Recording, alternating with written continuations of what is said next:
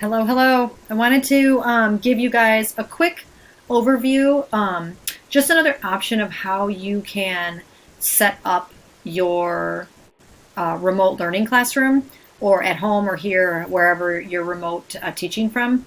So I'm just going to kind of go over how I would use Lynx and Google Meet together and the Clever Touch board if you are teaching from your classroom. Okay, so I am going to go ahead and I'm going to get my Google Meet presentation open.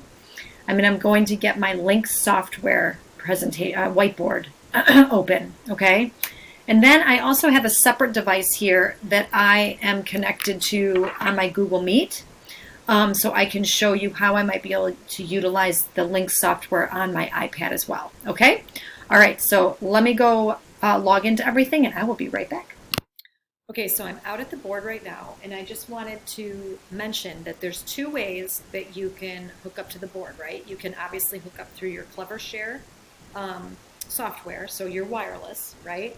Or if you know that you're going to be sharing video and audio, then I would go ahead and if you've got your cords, I would hook up to the board with your HDMI cable and the possible USB-A or USB-C cable, okay? Okay, so I went ahead and connected to the Clever Touch board through Clever Share, so I am wireless right now. And then I also have my Google Meet open on my computer right now, okay? So I also, you'll notice in the Google Meet, I also have two iPads that are connected right now to the Google Meet. So it looks like there's actually two participants in my Meet. And the reason I did this is because while you're presenting a lesson, you can either be using your computer's um, camera, or you can connect your external device. I know you all have two devices, and you can enter that Meet through an external device. So that is also facing at the screen, and they can kind of see what you're doing in the room as well as what you're doing while you're presenting in your Meet. Okay, so just keep that in mind. So, okay, so I'm going to go ahead and show you how I would, what I would use to kind of teach a hybrid or a remote lesson, okay? So I'm going to go ahead and share my computer screen right now. We're going to present my entire screen.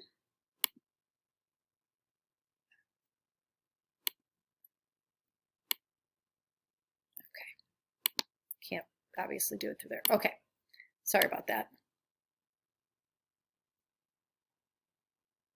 All right, so now I'm presenting my screen, okay? So you can still obviously see my Clever Touch board here. And if I turned on my camera from my iPad device, you could also see the screen from that, okay? But I'm gonna go ahead and shut that one off for now.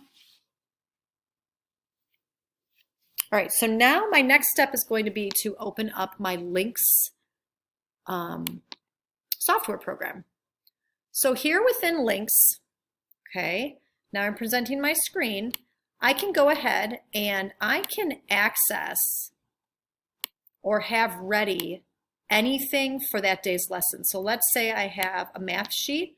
I can pull that in. Here's a PDF or I'm not a PDF, a screenshot of my math lesson for the day. And then as I showed you in my Lynx overview video, I can go over here to my pages.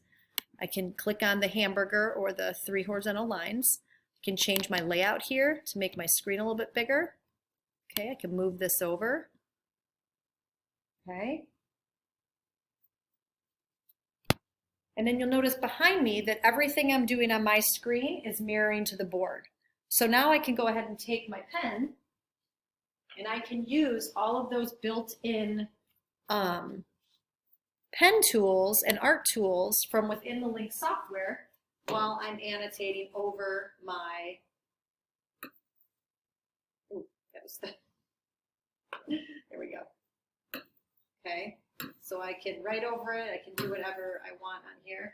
You'll notice that it's a little bit laggy, and that is because I have my Meet open, I've got the Lynx software open, and I have a couple other tabs open. So if that's the case, that's when I highly recommend plugging in with that HDMI cable if you have the little adapter, and then plugging in with the touch cable as well. So Mike does have all those cables downstairs, but like I mentioned in the email, you will have to get the little mini display port adapter for your computer. Okay. All right. So I can also, if I wanted to, I can pull in another, do I have a PDF on here? I can pull in a PDF here.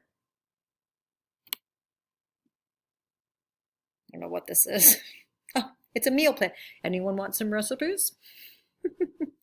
Okay, so as that's loading, what will happen is it will actually, come in, it will open up a whole new whiteboard for me.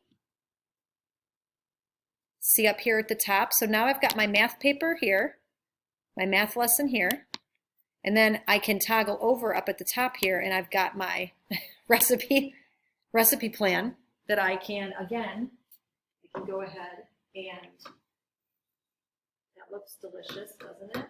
Yes, we could all use that right now. Totally inappropriate. As I'm annotating, my kids will see what I'm doing on my Google Meet.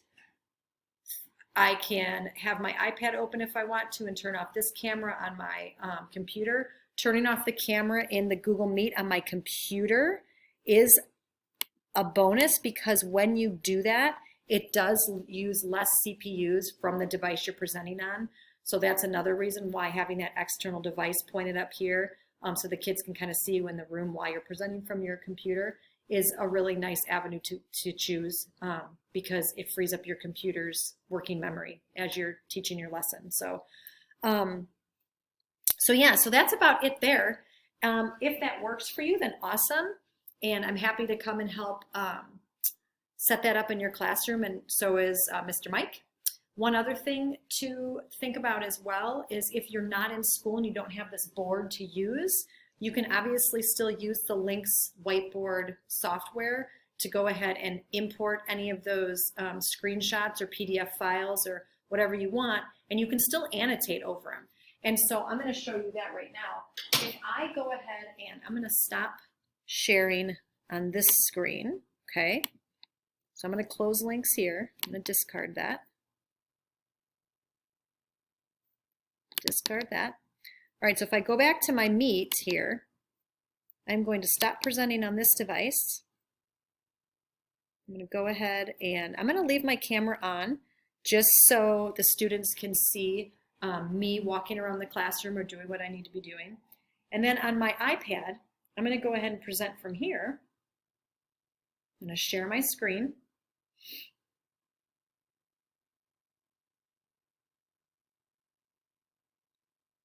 Okay, so in a minute, all my participants will see my screen being shared. Okay, so now I can head over, and if my audio was on, they could still hear me doing this. I'm going to head over and I'm going to go into my Lynx software program from my iPad. Okay, and here it is. It is mirroring to my CleverTouch board because it is through my computer right now. So there's a lot going on. I can mirror my iPad to my CleverTouch board wirelessly through the CleverShare app as well if I wanted to. Okay, so if anyone's interested in that, let me know and I can show you how to do that. So I have a math lesson here. I can go ahead and open that up. Okay, I'm just double clicking 2 really quick on there. So there's my math lesson. It shows up on the board.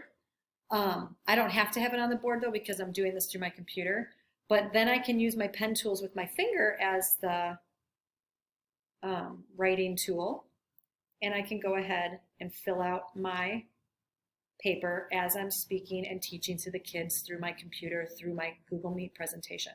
So that's something as well that you can use your iPads for, especially for the K through 2nd grade teachers, okay? So I hope that's helpful.